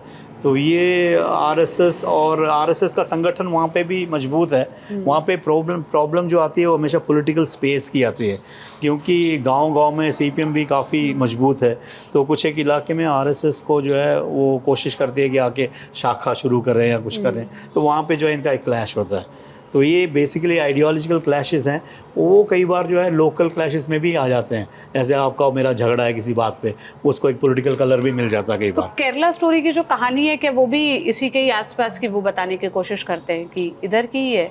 नहीं, वो ज़्यादातर आप मलप्पुरम, कोझिकोड इस बेल्ट की और कई डिस्ट्रिक्ट्स में वो कहते हैं कि भाई बड़े संगठित रूप से जो है ये कोशिश की जा रही है कि अन्य धर्म की युवतियों को जो है उनको अट्रैक्ट करने के लिए कोशिश की जा रही है। ऐसे एक कैंपेन छेड़ा हुआ है। हालांकि इसका कोई अभी तक कोई कॉन्क्रीट एविडेंस नहीं मिला है। इवन हाई कोर्ट ने ये कहा कि लव ज़रूर है लेकिन जिहाद नहीं है, तो इसलिए वो हाई कोर्ट भी नहीं मानती है कि भी ऐसी कोई चीज़ है। और कोई ऐसा डेटा भी प्रेजेंट नहीं कर पाए थे वो। एक तो वो 32,000 नंबर बस कंट्रोवर्शियल की, अगर 1 या 2 केस है तो आप रियलिटी बताओ, जो यहाँ की जनता थी उनका प्रेशर था कि आप रियलिटी बोलिए, आप ये मत बोलिए कि पूरे केरला को पेंट करके कि 32,000 में। कोशिश ये की जा रही है कि केरला जो है एक IAS का केंद्र है, वो गलत है। आप अगर घूमें केरला में तो आपको फील होगा कि ऐसा कुछ है नहीं जैसा कि कैंपेन किया जाता है। तो मेरे दोस्त भी काफ़ी हैं जो बाहर हैं, उनके अंदर भी ऐसी कई चीज़ें हैं। तो मैं उनको कई बार बोलता हूँ कि भाई ऐसे तुम ये व्हाट्सएप यूनिवर्सिटी के जो खबरें आती है उस पर मत जाओ, आके कई बार देखो या कोई अच्छी चीज़ें पढ़ो, तब आपको पता चलेगा कि भी केरला डिफरेंट है। यहाँ पे ऐसा कुछ नहीं है, यहाँ पे सब लोगों को, सब धर्मों को जो है इक्वल इम्पोर्टेंस दी जाती है। और जहाँ हम बैठे हैं अभी यहाँ पे, इसके साथ ही एक इलाका है उस तरफ को जहाँ पे एक मॉस्क है, एक टेम्पल है और एक चर्च है, पालेम। हाँ, वो तीनों जो है बड़े अच्छे तरीके से हम जाके उसे कवर करने की भी कोशिश करेंगे। हाँ। आखिरी इस पे आ जाते हैं कासरगोड। ये भी यहाँ भी लेफ्ट का काफी दबदबा रहा है। अच्छा। हालांकि ये दोनों सीटें जो है कांग्रेस ने जीती थी पिछली बार 2019 हाँ, तो कासरगोड भी क्योंकि नॉर्दर्न पार्ट है केरला का, ये कर्नाटका से जुड़ा हुआ इलाका है। हालांकि इस इलाके में बीजेपी काफ़ी कोशिश कर रही है क्योंकि उडुपी और ये जो दक्षिण कन्नड़ा जिला है वो सब RSS का गढ़ रहा है, तो वहाँ से कोशिश की गई है हमेशा इंटरवीन करने की, लेकिन फिर भी जो है ये लेफ़्ट ने जो है यहाँ पे अपनी मजबूती से अपना वो बचा के रखा है, अपना जो भी वर्चस्व है।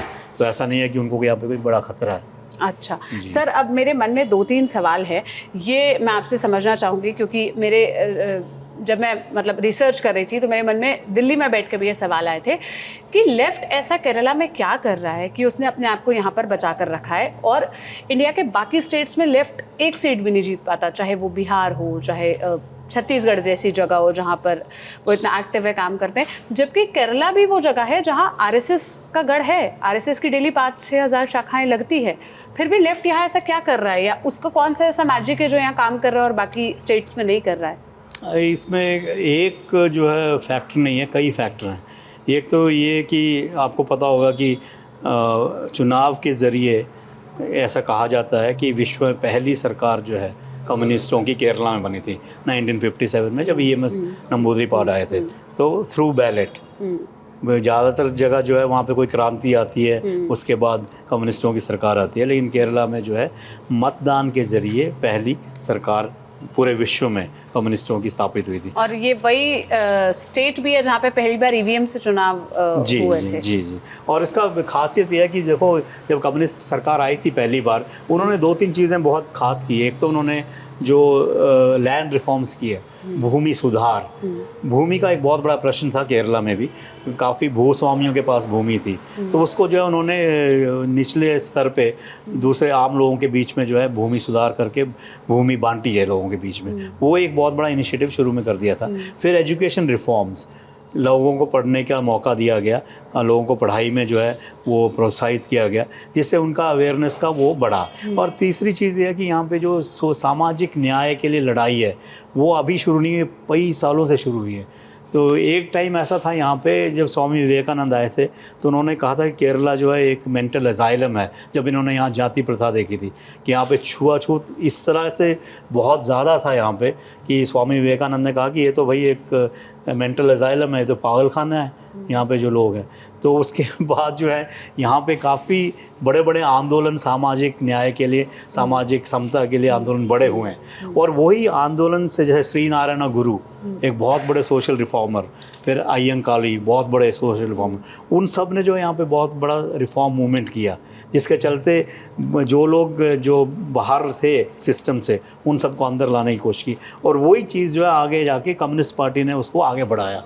उससे उनका क्या हुआ कि इन तबकों में काफ़ी जो है उन्होंने अपनी पकड़ मजबूत की। जो आप पूछ रहे हैं ना कि कम्युनिस्ट पार्टी कैसे यहाँ पे इतना रह रही है अभी भी, तो वो एक जड़ें हैं उसकी, उस जड़ के ऊपर जो है उन्होंने अपना ये बिल्डिंग बनानी शुरू की। और हर तबके में इनकी बड़े बड़े संगठन हैं और काफ़ी संगठन है।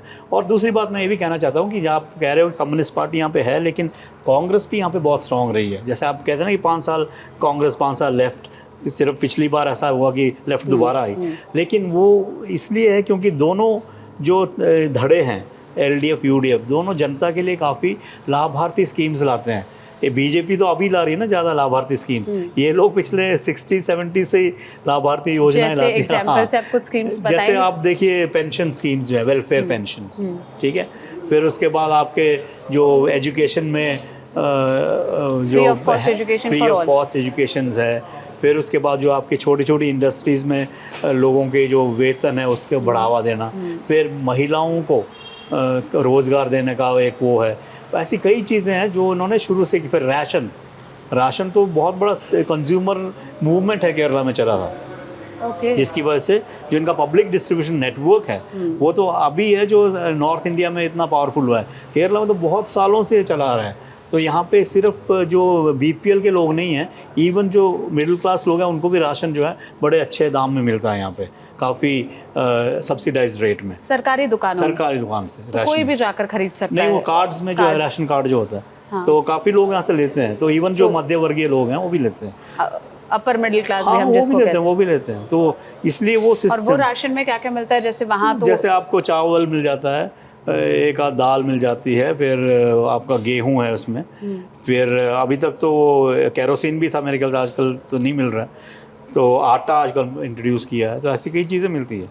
अच्छा, अब ज़रा मुझे ये समझाइए, यहाँ पर जब भी हम बात करते हैं केरला की, यहाँ के एजुकेशन मॉडल की और हेल्थ केयर मॉडल की बहुत बात होती है। क्यों इसको इतना अच्छा माना जाता है और इसका श्रेय किसको जाता है? मतलब ये स्टार्ट कहाँ से हुआ था? क्या लेफ्ट की गवर्नमेंट को जाता है या सभी सरकारों को जाता है, या उससे भी पहले जब ब्रिटिशर्स आए थे तब से ये बहुत अच्छा है?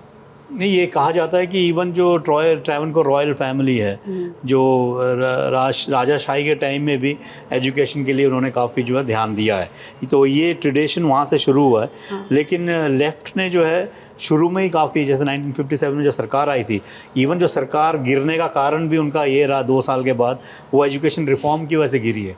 क्योंकि यहाँ पे जो एजुकेशन है वो प्राइवेट, स्पेशली क्रिश्चियंस और जो एक और कम्युनिटी है एनएसएस नायर कम्युनिटी है, उनके पास काफ़ी एजुकेशन इंस्टीट्यूशंस थे, अभी भी हैं। तो जब वहाँ पे रिफॉर्म्स लाने की कोशिश की, उनका फ़ीस स्ट्रक्चर या बाकी चीज़ें, तो वहाँ पे काफ़ी प्रोटेस्ट हुआ।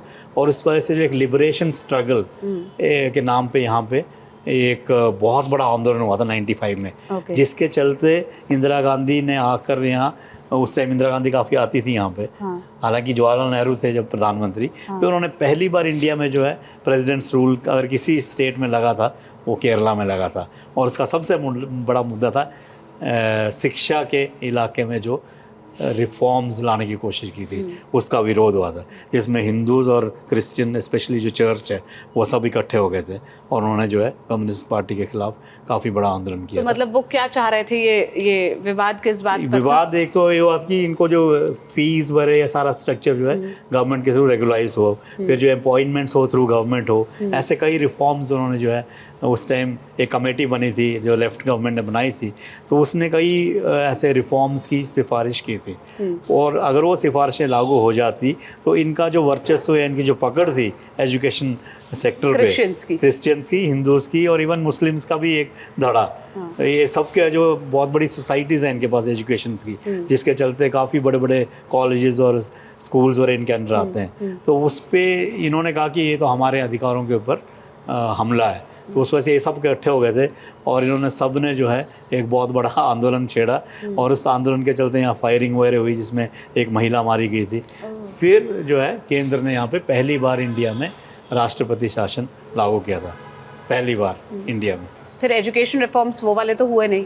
वो नहीं हुए, लेकिन उसके बाद फिर वो सिस्टमेटिकली करते रहे हैं, लेकिन अभी भी वो कुछ एक इलाके में हाथ नहीं लगाते हैं इसी डर से, क्योंकि वहाँ पे जैसे अब इनका जो फीस स्ट्रक्चर है, या जो क्या नाम है इनकी अपॉइंटमेंट्स है, टीचर्स की सैलरी है, वहाँ पे ज़्यादा ये लोग हस्तक्षेप, जो क्रिश्चियंस के स्कूल है या जो मुस्लिम्स के, या हिंदूज़ के हैं, सबके, हिंदूज़ के भी हैं, हाँ, तो वहाँ पे वो सब उनको अनएडेड स्कूल्स माने जाते हैं, अनएडेड एजुकेशन इंस्टीट्यूशंस, सरकारी एड नहीं मिलती है।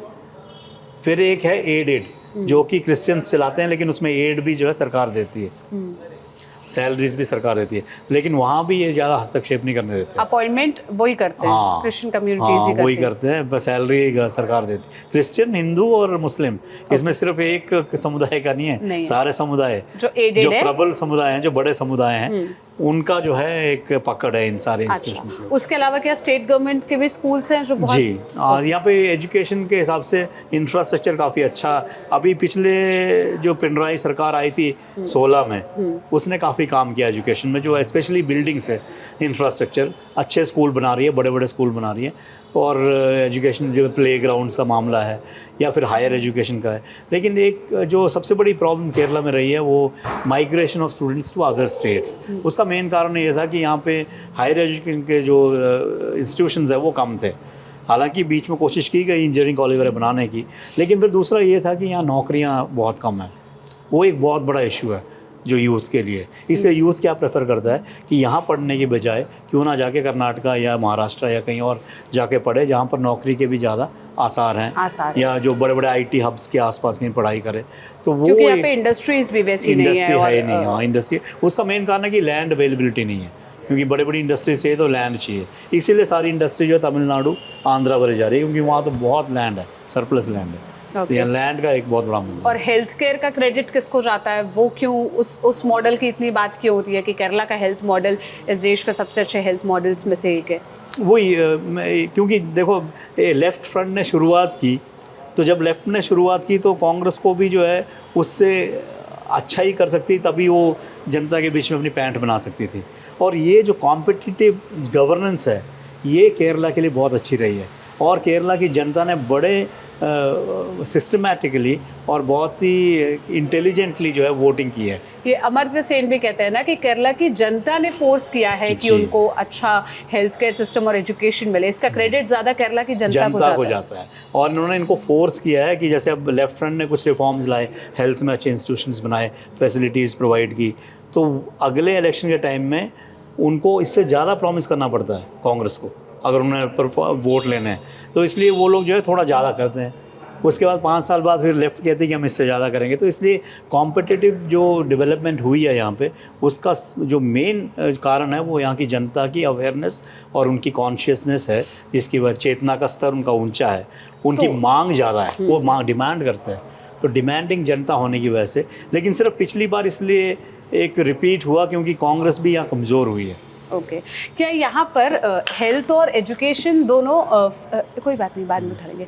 हेल्थ और एजुकेशन दोनों ही फ्री फॉर ऑल है स्टेट गवर्नमेंट्स के स्कूल्स या हॉस्पिटल्स में, या जो सेंट्रल गवर्नमेंट के भी स्कूल्स हॉस्पिटल्स ऐसे हैं? नहीं, फ्री एजुकेशन है, फ्री हेल्थ भी एक सेक्शन सबके लिए फ्री। हाँ, सबके लिए। बाकी सभी किसी भी नहीं, सारे इंस्टीट्यूशंस में नहीं है, सरकारी है, सरकारी में। लेकिन बाकी इंस्टीट्यूशन तो आपको पैसे फीस। और जैसे सरकारी स्कूल में हम जहाँ से मैं आती हूँ, जिन राज्यों में हम देखते हैं हिंदी पट्टी के जो राज्य हैं, वहाँ पर सरकारी स्कूल की पढ़ाई का स्तर जो सीबीएसई के स्कूल्स होते हैं उसकी पढ़ाई के स्तर से बहुत अलग होता है। वो क्वालिटी ऑफ एजुकेशन नहीं है वहाँ। यहाँ क्या स्टेटस है? यहाँ पे केरला सिलेबस जो है वो काफ़ी अच्छा सिलेबस माना जाता है, और काफ़ी रिफॉर्म्स आए हैं के सिलेबस के अंदर, जिससे कुछ प्रैक्टिकल जो है वो चीज़ें इंट्रोड्यूस की गई हैं, जिससे स्टूडेंट्स का जो है होराइजन ज़्यादा बढ़े, अवेयरनेस क्रिएट हो, और पढ़ाई जो है एक रट्टा ना रह जाए, लेकिन थोड़ा सा अच्छा अंडरस्टैंडिंग के साथ बच्चा पढ़े। ये स्टेट गवर्नमेंट ने अपने करिकुलम में काफ़ी बदलाव लाए हैं, लेकिन काफ़ी इसका विरोध भी हुआ है करिकुलम में जब चेंजेस लाए गए हैं। लेकिन फिर भी कंपेयर टू अदर स्टेट्स में केरला का एजुकेशन जो एक उसकी जो स्तर है वो थोड़ा बढ़िया है। तो ज़्यादातर बच्चे किस में सेंट्रल गवर्नमेंट के स्कूल्स में पढ़ते हैं यहाँ पर, या फिर स्टेट गवर्नमेंट के? सरकारी स्कूल में पहले बच्चों का थोड़ा सा बाहर जाने का एक वो ट्रेंड शुरू हो गया था प्राइवेट स्कूल्स के लिए, लेकिन पिछले कुछ सालों से जो है यहाँ का स्तर बड़ा है सरकारी स्कूलों का, इसलिए बच्चे वापस आ रहे हैं। काफ़ी बच्चे उस तरह से जो है वो क्या बोलते हैं, पलायन नहीं हो रहा है प्राइवेट स्कूल की तरफ जिस जैसा पहले हो रहा था। लेकिन अभी भी काफ़ी इम्प्रूव करने की जो है गुंजाइश है, ऐसी नहीं है कि नहीं है। और हेल्थ केयर सिस्टम में सरकारी हॉस्पिटल, लेकिन जैसे मैं बता रहा था कि यहाँ का जो 60 to 65% जो हेल्थ केयर इंफ्रास्ट्रक्चर है वो प्राइवेट के पास है।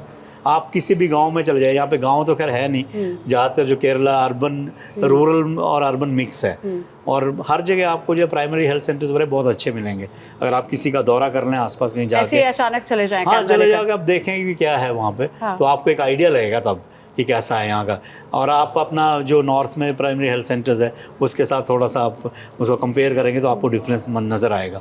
और एक और है यहाँ पे जो प्राइमरी हेल्थ सेंटर्स को इन्होंने फैमिली हेल्थ सेंटर्स का नाम दिया। ओके। सिर्फ ये जो है प्राइमरी नहीं, फैमिली हेल्थ सेंटर, एक पूरे परिवार को क्या क्या ज़रूरतें हैं हेल्थ की वो सारा जो है वो लोग वहाँ पे प्रोवाइड करने की कोशिश करते हैं, जिसमें इवन जो साइकोलॉजिकल हेल्प है, साइकियाट्रिक हेल्प है, मेंटल हेल्थ हाँ सारी चीज़ें, हाँ ये भी जो है आपको ग्रास रूट लेवल में ले गए हैं लोग। ये नहीं कि आपको फिर सारा कुछ उसमें। लेकिन यहाँ फिर एक और प्रॉब्लम ये आती है जो हमने देखी है कि हालांकि यहाँ जो इंफ्रास्ट्रक्चर तालुक हॉस्पिटल में, डिस्ट्रिक्ट में और पंचायतों में अच्छा है, लेकिन लोगों में जो है ज़्यादा फैसिलिटीज़ लेने की एक टेंडेंसी है। उसके चलते क्या होता है कि लोग सीधा मेडिकल कॉलेज जाते हैं, क्योंकि मेडिकल कॉलेज भी अवेलेबल हैं, तो उससे क्या है प्रेशर मेडिकल कॉलेज में ज़्यादा है। हालांकि कई बार कोशिश की गई कि रेफरल सिस्टम किया जाए कि जो रेफ़र होंगे उन्हीं को लेंगे, लेकिन आपको पता है कि जनता का जो प्रेशर आता है तो मुश्किल हो जाता है। तो इसलिए मेडिकल कॉलेज में जो है प्रेशर बहुत बढ़ रहा है उस वजह से। हालांकि इंफ्रास्ट्रक्चर बाकी डिस्ट्रिक्ट हॉस्पिटल में, तालुक हॉस्पिटल में अच्छा है, लेकिन लोग कई बार जो है इस तरफ को प्रेफर करते हैं। एक सवाल अब मेरा, इतना एजुकेशन और हेल्थ का बात निकला है तो नर्सिंग से है, देश के किसी भी हिस्से में जाए, मैं जिस शहर में पली बड़ी हूँ, भिलाई छत्तीसगढ़ में आता है, वहाँ एक बहुत बड़ा हॉस्पिटल है जवाहरलाल नेहरू के नाम पर, सेक्टर 9 में, वहाँ मैक्सिमम नर्सेज दिखेंगी केरला की। हम दिल्ली नोएडा के हॉस्पिटल्स में देखें तो बहुत सारी नर्सेज दिखेंगी केरला की। केरला में नर्सिंग इतना फेमस क्यों है? नर्सिंग का एक और ये भी है मेरे ख्याल से कि मिशनरीज़ का थोड़ा सा यहाँ पे हॉस्पिटल्स का वो रहा है शुरू में। तो ये हेल्थ केयर की तरफ थोड़ा सा, और इसमें ज़्यादातर नर्सेज शुरू में जो है वो सेंट्रल केरला से जाती थी, क्रिश्चियन फैमिली से जाती थी, ये वाले इलाके से। कोट्टयम। ओके। आप ये देखो कि यहाँ पे 60s 50s में महिलाएं अकेली घर से निकलती थी। कहाँ? पंजाब, हिमाचल, हरियाणा, अकेली। आप अंदाज़ा लगाओ कि 50 के सन 1950s में और 60s में, और वो भी यंग महिला, तो उस टाइम से उसका एक वो है, एक पैटर्न है। और फैमिलीज जो है पूरी एक महिला के ऊपर डिपेंड हो जाती थी कई बार। और वो मैं जो पैसे भेजे, हाँ पैसे भेजे। और आप ये देखो कि कई बार हम 80s या 90s में देखते थे, अब तो खैर थोड़ा कम हो गया है। 90s 80s 90s में क्या होता था कि एक नर्स आती थी, वो 20-25 साल की लड़की होगी, उसका जो है पूरा गाँव वहाँ उसको छोड़ना आता था रेलवे स्टेशन। मीन्स गांव के, मैं जो कह रहा हूँ कि जो परिवार के लोग हैं, कम से कम 50 लोग एक लड़की को छोड़ने के लिए। तो क्या यार नर्सिंग के कोर्सेज के लिए बहुत इंस्टीट्यूशंस भी बहुत इंस्टीट्यूशंस है। और नर्सिंग एक प्रोफेशन ऐसा है यहाँ पे इसलिए भी चुना जाता है कि गल्फ में बहुत लोग हैं केरला के, तो गल्फ में नर्सिस की काफ़ी डिमांड रही है शुरू से, और अच्छी सैलरीज हैं, और उनकी लिविंग स्टैंडर्ड बहुत हाई हो गया, और अच्छे पे पैकेट्स हैं, अच्छा सर्विस कंडीशंस हैं। यहाँ पे नर्सेज इसलिए नहीं टिकती क्योंकि यहाँ सैलरी कम है। हालांकि पीछे 2-3 सरकारों ने सैलरी रिफॉर्म स्ट्रक्चर किया है, सैलरी स्ट्रक्चर को रिफॉर्म किया है और अच्छी सैलरी देना शुरू किया है, लेकिन कंपैरेटिवली जो नर्सेज यहाँ से जाती हैं वो काफ़ी क्वालिफाइड हैं, और उनकी डिमांड काफ़ी है, not only in India but abroad. आपका गल्फ में, इंग्लैंड में, आपका अमेरिका में, इजराइल में। अभी पिछली जो अभी झगड़ा हो रहा था, गाजा वाला जो इशू हुआ था, तो वहाँ से 2 नर्सेज का इंटरव्यू मैं सुन रहा था एक चैनल में, तो वो कह रही थी कि हम 2 नर्सेज हैं यहाँ पे, और हम 2 बुज़ुर्ग लोगों को देख रहे हैं, एक माँ बाप हैं 2 बच्चों के, और वो बच्चे कहीं और काम कर रहे हैं। तो उन्होंने, उन बच्चों ने इन नर्सेज को कहा कि तुम चले जाओ, यहाँ ख़तरा है, कभी बॉम्बिंग हो सकती है। तो वो कहती है कि नहीं, हम नहीं जाएंगे, मेरे माँ बाप की तरह ये लोग, और हम इनके साथ ही रहेंगे, चाहे मरना भी पड़े तब भी हम रहें। और उन्होंने कहा कि हमें हर घर में नर्सेज को इस तरह से रखा जाता है जैसे उनके अपने परिवार के लोग हैं, बल्कि उनसे भी ज़्यादा जो है ख्याल रखा जाता है। तो क्या एक रीज़न ये भी है कि यहाँ पे नर्सिंग को बहुत प्योर पायस जॉब भी माना जाता है कि एंजल्स वर्क है, या ऐसा भी कुछ, या वो धार्मिक कारण सेकेंडरी है, ज़्यादा यही है कि जॉब अपॉर्चुनिटी ज़्यादा बेहतर है? और दोनों मिक्स है। एक तो शुरू में तो आप कह रही हैं ठीक है कि एक ये प्रोफेशन जो humanitarian profession, care giving profession, और उसमें थोड़ा सा क्रिश्चियन मिशनरीज़ का एक हाथ भी रहा है, एक मॉरल साइड कि हमें दूसरों की सेवा करनी चाहिए। तो एक क्रिश्चियन फेथ और क्रिश्चियन मैसेजिंग उसमें थी, वो आप बात ठीक कह रहे हैं। और उसी के चलते जैसे अब केरला से नन्स भी बहुत आती थी एक टाइम में, हालांकि अब कम हो गई हैं, तो एक फैमिली से नन्स जो है लोग एक तरह से देते थे चर्च को, सामाजिक सेवा के लिए। सामाजिक सेवा के लिए। तो एक लड़की जो है, या एक प्रीस्ट की तरह एक लड़का, वो समाज के लिए या अपने धर्म के उसके लिए जो भेजते थे। और ये ज़्यादातर काम ये लोग हेल्थ में ही करते थे, एजुकेशन में करते थे। और दूसरा, अब इस जब माइग्रेशन और ये सब की बात निकली है तो केरला के बहुत सारे लोग गल्फ कंट्रीज जाते हैं जॉब करने के लिए। क्या केरला में जॉब अपॉर्चुनिटीज कम है या लोग अनस्किल्ड या फिर थोड़ा सा कम सैलरी वाली जॉब्स करना नहीं चाहते, उनकी एक्सपेक्टेशन सब ज़्यादा है क्योंकि एजुकेशन उन्होंने इतना अटेन कर लिया है? बिल्कुल, केरला का ये रहा है कि भी पिछले कुछ टाइम से केरला में जॉब करना प्रेफर नहीं कर रहे हैं लोग, और इसी वजह से जो है केरला के लोग मिडिल ईस्ट को अपना गल्फ मानते हैं, उसी तरह छत्तीसगढ़ झारखंड के लोग केरला को अपना गल्फ मानते हैं। तो ये जो माइग्रेशन उधर हो रहा है उसकी भरपाई कौन कर रहा है? छत्तीसगढ़, उड़ीसा, असम, वेस्ट बंगाल का जो लेबर है वो यहाँ के काम कर रहा है, क्योंकि यहाँ का जो बंदा है वो यहाँ काम करने को तैयार नहीं है, वो काम करने को तैयार हाँ, वो अनस्किल्ड काम कम कर रहा है, तो वो जो है थोड़ा स्किल हासिल करके वो बाहर जा रहा है। तो अनस्किल्ड जॉब के लिए जो है काफ़ी अपॉर्चुनिटीज़ हैं, तो वो भरपाई करने के लिए जो है ये बाहर से बहुत बड़ा फ्लो, और वो आराम से जी रहे हैं। उन्होंने अपनी फैमिलीज लाना शुरू कर दी है, यहाँ तक कि कई लोग तो यहाँ शादियाँ भी करना शुरू कर दी है जो बाहर से आ रहे हैं, क्योंकि अच्छा स्टेटस है, पैसा अच्छा आ रहा है। तो ऐसे भी कई इश्यूज़ हो रहे हैं कई जगह जहाँ पर एक तरह से वो लोग मिंगल हो रहे हैं और उनके बच्चों को ला रहे हैं यहाँ पढ़ाने के लिए। जैसे बिहार के किसी रिमोट गांव से या वेस्ट बंगाल के रिमोट गांव से जहाँ पे उनको 150-200 रुपये मिलता है, वो बंदा यहाँ पे 1200-1500 कमा रहा है और स्कूल फ्री है, बच्चों की पढ़ाई फ्री, तो वो अपनी फैमिली को साथ ला रहा है। पहले नहीं लाते थे, पहले अकेला पुरुष आता था, वो आके यहाँ पे काम करता था। अब यह कि अपनी वाइफ को, बच्चों को भी वो लाना शुरू कर दिया उसने, और यहाँ पे काफ़ी हेल्प भी कर रही है सरकार माइग्रेंट। और यहाँ पे आपको पता है एक चीज़, इंटरेस्टिंग चीज़ है, माइग्रेंट वर्कर्स को यहाँ गेस्ट वर्कर्स बोलते हैं, माइग्रेंट वर्कर नहीं बोलते हैं। सरकार ने ऑर्डर निकाला है कि हम इनको संबोधन जो है वो अतिथि वर्कर, क्योंकि हमारे स्टेट को बढ़ाने में हेल्प करते हैं, दे आर गेस्ट। एक आखिरी सवाल, और वो सवाल जो नेशनल मीडिया में सबसे ज़्यादा डिस्कस हो रहा है कि जब भारतीय जनता पार्टी नारा दे रही है अब की बार 400 पार, तो वो 400 पार के लिए, उस आंकड़े को छूने के लिए उसे इन स्टेट्स में भेद करना पड़ेगा जहां अब तक खाता नहीं खोल पाई है, जैसे तमिलनाडु, जैसे केरला। और केरला के संदर्भ में जब मैं यहाँ आई तो मुझे पता चला कि इतने आरएसएस की शाखाएं डेली लगती है, 5000 शाखाएं। क्या वजह है इतना स्ट्रॉन्ग कैडर होने के बावजूद बीजेपी यहाँ कुछ नहीं कर पाती? मतलब अब तक कभी खाता नहीं खोल पाई, एक हाथ सीट जो विधानसभा में जीत ली तो जीत ली, आज तक कभी कोई लोकसभा में जीत दर्ज नहीं कर पाई। और प्रधानमंत्री इस बार अब तक कितने दौरे कर चुके हैं, जब आते हैं तब 2-2 रैलियाँ करते हैं। क्या वजह लगती है आपको? देखिए, मेरा जो अपना एक अनुभव है यहाँ पे केरला में, क्योंकि मैं बताया था आपको कि भी 96 से मैं लगातार यहीं पे हूँ, और मैंने जो बीजेपी को देखा है नज़दीक से, बीजेपी का एक, जैसे आप कह रहे थे कि भी आरएसएस की शाखाएं, ठीक है, हिंदुस्तान में केरला भी एक ऐसी जगह है जहाँ सबसे ज़्यादा शाखाएं लगती हैं, संगठन बहुत मजबूत है, हिंदू विश्व हिंदू परिषद और बाकी संगठन भी काफ़ी मजबूत हैं। लेकिन ये जो संगठनात्मक जो उनकी शक्ति है, इसको ये लोग जो है ट्रांसलेट नहीं कर पाए हैं वोट्स में। उसका मेन मुद्दा, जैसे मैंने बताया कि लोगों को अभी भी एप्रीहेंशन है इनके, जो इनकी आइडियोलॉजी के बारे में। और यहाँ पे दूसरा, प्रचार इनके खिलाफ बहुत तेज़ है, जो लेफ़्ट का है, कांग्रेस का है।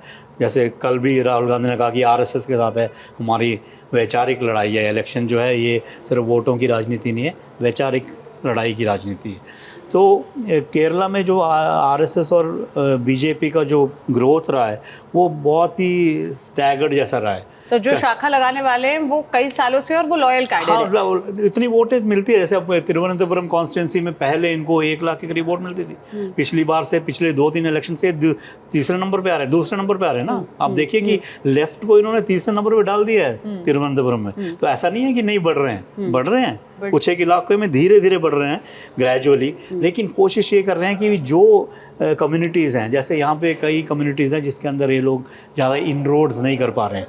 एक है यहाँ पे जो ओबीसी कम्युनिटी है, बहुत बड़ी कम्युनिटी, ईडवा कम्युनिटी इसको कहते हैं। क्या कहते हैं? ईडवा, ओके। हाँ, वो बहुत बड़ी, जिससे अपने मुख्यमंत्री आते हैं पिनराई विजयन, और यहाँ के बड़े बड़े कम्युनिस्ट नेता सब उसी समुदाय से हैं। वो बहुत बड़ी कम्युनिटी है यहाँ पे, करीब 28% के करीब है उनकी पॉपुलेशन। उसके अंदर सेंध मारने के लिए बीजेपी ने क्या किया था कि इसी समुदाय की एक पार्टी बनी थी, बीडीजेएस। बीडीजेएस इस समुदाय की पार्टी थी, उनको, उनके साथ इनका अलायंस अभी भी है बीजेपी का। तो कोशिश इन्होंने की थी 2016 इलेक्शन में, हालांकि उस टाइम काफ़ी वोट भी मिले थे, बीजेपी का वोट शेयर 14-15% तक चले गया था वो इसकी वजह से, क्योंकि 5% के करीब इनको मिला था BDJS को। तो उस टाइम ये लग रहा था कि शायद ये सेंध मारेंगे किसके ऊपर, लेफ्ट के ऊपर, क्योंकि लेफ्ट का ट्रेडिशनल वोटर था वो। लेकिन क्या हुआ कि उन्होंने एक सेक्शन को तो पकड़ लिया, लेकिन जो लेफ्ट का ट्रेडिशनल सेक्शन है, जो गरीब तबका है, जो सामाजिक रूप से नीचे है, वो तबका जो है वो हिला नहीं लेफ्ट से। तो बीजेपी को ऊपरी तबका मिल गया, जो थोड़ा वेल ऑफ थे, इस समुदाय के वेल ऑफ लोग, वो लोग तो इनके साथ चले गए, जिसकी वजह से इनका परसेंटेज करीब 5% बढ़ा। लेकिन जो निचले वाला तबका वो इंटैक्ट रहा, जो मैं बता रहा था ना, कॉयर वर्कर, कोकोनट वर्कर, ये कैशू वर्कर, ये सब जो है लेफ्ट के साथ ट्रेडिशनली रहा। तो वहाँ पे लेफ्ट और कांग्रेस, हाँ लेफ्ट या कांग्रेस, मेनली लेफ्ट, तो वहाँ पे सेंध नहीं मार पाए। तो ऐसे कई इलाके हैं जहाँ पे इनरोड नहीं कर पा रहे हैं। फिर दूसरा ये आ गया आपका जो क्रिश्चियंस और मुस्लिम्स के बीच में, उसमें भी ये लोग जो अभी तक नहीं, क्योंकि आपको पता है कि केरला में क्रिश्चियन मुस्लिम की पॉपुलेशन करीब 48% के करीब है, 47%। तो 47 बहुत बड़ा परसेंटेज होता है। तो 47% तो आप निकाल दीजिए, जिसमें बहुत कम वोट हैं बीजेपी को मिलती है। 50% पॉपुलेशन हिंदू है, लेकिन जिसमें आपका जो दलित है, OBC है, वो ट्रेडिशनली जो है इतनी ज़्यादा तरीके से बीजेपी की तरफ नहीं गया अभी तक। दलित जो है ज़्यादातर यहाँ 60% या 65% जो है लेफ्ट के साथ रहा है, अभी भी रहता है। तो बहुत ज़्यादा चंक जो है उनके उसके साथ है। OBC का बहुत बड़ा चंक अभी भी लेफ्ट के साथ है, और उसके अलावा मुस्लिम्स और क्रिश्चियंस का एक चंक लेफ्ट के साथ है।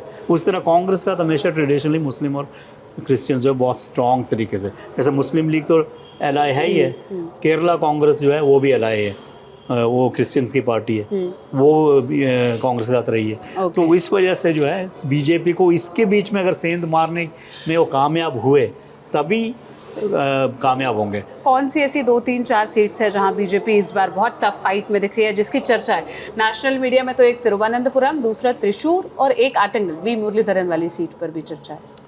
ये तो बात ठीक है, लेकिन अभी तक जितने भी सर्वे या ओपिनियन पोल आ रहे हैं और काफ़ी क्रेडिबल ऑर्गेनाइजेशंस ने किए हैं, तो उसमें अभी भी किसी भी कॉन्स्टिट्यूंसी में बीजेपी जीतने के उसमें है वो नहीं दिखा रही है। हालांकि कुछ एक कॉन्स्टिट्यूंसीज में लेफ्ट और बीजेपी नेक टू नेक है, लेकिन उन कॉन्स्टिट्यूंसीज में जो है कांग्रेस को अच्छी बढ़त है, 5-6%, 10% की बढ़त है इन दोनों से। तो अभी तक ऐसा कहीं नज़र नहीं आ रहा। हालांकि ये काफ़ी चर्चा अभी भी है तिरुवनंतपुरम में कि शायद राजीव चंद्रशेखर कुछ सरप्राइज़ कर दें, लेकिन जैसे मैं कह रहा था कि जो डेमोग्राफी है तिरुवनंतपुरम कॉन्स्टिट्यूंसी की, उस डेमोग्राफी को देखते हुए इनको उन पॉकेट्स में अगर इनरोड कर पाएंगे, तभी जो है रिजल्ट में कुछ बदलाव होगा।